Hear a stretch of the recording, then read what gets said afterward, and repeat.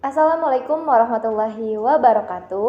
Halo, perkenalkan nama saya Maulida Septiani dari Program Studi Ekonomi Syariah semester 5 reguler pagi. Dalam Islam, kita mengenal bahwa harta dan benda yang kita miliki itu adalah titipan dari Sang Maha Pencipta, di mana pada harta dan benda yang kita miliki itu ada hak orang lain di dalamnya. Dalam proses mensucikan dan membersihkan harta benda yang sudah dititipkan Sang Maha Pencipta kepada kita, baik dari harta warisan orang tua, gaji pekerjaan, keuntungan dalam berdagang, beternak, dan bertani, bagaimanapun cara kita mendapatkannya. Yang pada dasarnya bahwa semua itu adalah cara Sang Pencipta menitipkan harta benda kepada kita. Nah, terkait hal ini ada beberapa terminologi atau istilah yang harus kita pahami dengan baik agar kita tidak salah dalam mengartikan dan melaksanakannya, yaitu ada zakat, infak, sedekah, dan wakaf atau yang sering kita sebut menjadi ziswaf. Nah, yang pertama yaitu zakat. Zakat merupakan suatu hal yang hukumnya wajib dan termasuk ke dalam rukun Islam yang ketiga. Kemudian, apa sih zakat itu? Zakat merupakan ukuran atau kadar tertentu yang diberikan kepada orang berhak menerimanya dengan beberapa syarat dan ketentuan yang telah ditetapkan. Nah, lalu zakat itu terbagi menjadi dua, ada zakat fitrah dan zakat mal. Zakat fitrah adalah zakat yang diberikan sebelum Idul Fitri dan zakat mal adalah zakat harta benda senilai 2,5% dari total penghasilan yang didapat selama setahun atau dikatakan sudah sampai pada nishab atau batasan harta yang harus dizakati. Zakat ini wajib dikeluarkan tentunya agar harta kita menjadi suci, berkah, baik, bersih, bertumbuh dan berkembang. Yang memberikannya disebut muzaki dan yang menerimanya disebut mustahik. Mustahik atau penerima zakat sendiri biasanya disebut dengan 8 golongan atau golongan asnaf. Sebagaimana dalam Quran Surat Al-Baqarah ayat 48, laksanakanlah sholat dan tunaikanlah zakat. Nah, yang kedua yaitu infak. Istilah yang kedua yaitu infak, yaitu hukumnya sunnah, memiliki arti sumbangan sukarela atau seikhlasnya baik berupa materi ataupun harta benda dengan tidak ditentukan waktunya. Atau dengan kata lain dapat kita lakukan kapanpun dan dimanapun. Semisalnya memberikan sumbangan kepada anak yatim, fakir miskin, orang yang membutuhkan, termasuk seperti membangun masjid, musola, yayasan, dan lain-lainnya. Yang ketiga yaitu sedekah. Istilah yang ketiga yaitu sedekah atau sedekah. Sedekah ini hukumnya sunnah. Sedekah ini hampir sama pengertiannya dengan infak. Hanya saja kalau infak terbatas pada materi, harta, dan benda. Sedangkan sedekah pengertiannya lebih luas dan tidak terbatas pada materi, harta, benda saja. Semisal kita membantu orang yang sedang kesulitan atau memberikan senyum sapaan kepada sesama, sudah termasuk ke dalam sedekah.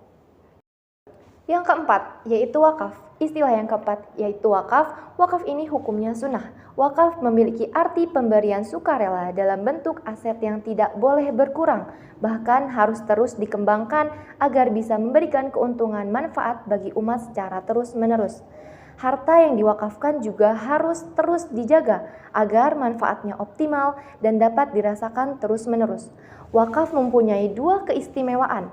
Yang pertama, pahala wakaf akan terus mengalir meski yang mewakafkan telah wafat atau meninggal dunia. Yang kedua, pahalanya dapat diatasnamakan atau ditujukan kepada orang lain. Nah, teman-teman, dari keempat istilah itu ada suatu amalan yang hukumnya wajib, yaitu zakat, yang artinya apabila kita melaksanakannya, tentu kita akan mendapatkan pahala, dan ketika kita meninggalkannya, kita akan mendapatkan dosa. Nah, teman-teman, dari keempat istilah itu ada suatu amalan yang hukumnya wajib, yaitu zakat. Artinya, apabila kita melaksanakannya, kita akan mendapatkan pahala dan ketika kita meninggalkannya, kita akan mendapatkan dosa. Sedangkan seperti infak, sedekah, wakaf, hukumnya itu sunnah. Apabila ketika kita mengerjakannya, kita akan mendapatkan pahala dan tidak mendapatkan dosa. Pengertian ini tentunya harus kita pahami agar jangan sampai kita mendahulukan yang sunnah seperti infak, sedekah, dan wakaf, sedangkan yang wajibnya yaitu zakat tidak kita laksanakan. Nah, teman-teman, cara kita untuk mensucikan harta kita dengan cara yang telah diwajibkan seperti zakat dan cara yang sunnah yaitu infak, sedekah, dan wakaf tentu akan dirasakan masif oleh kita semua.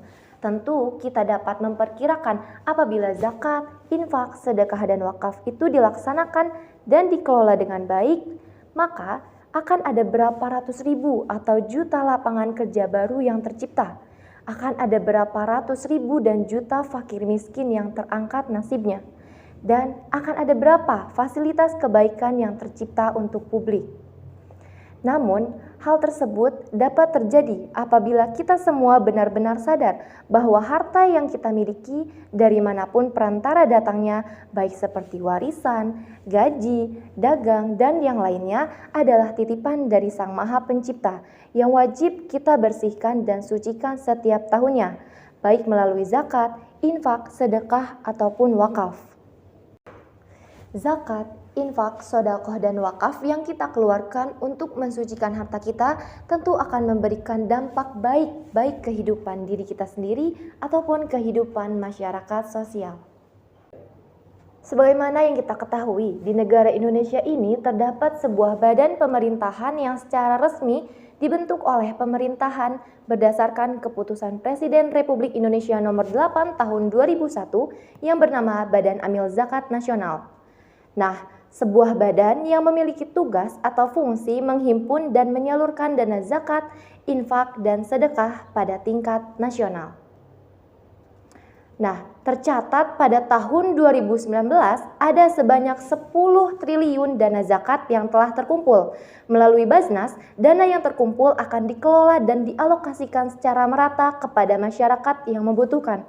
Terbayang bukan upaya pemerintah yang mewujudkan kesejahteraan masyarakat akan mudah terwujud jika kesadaran berzakat terus meningkat.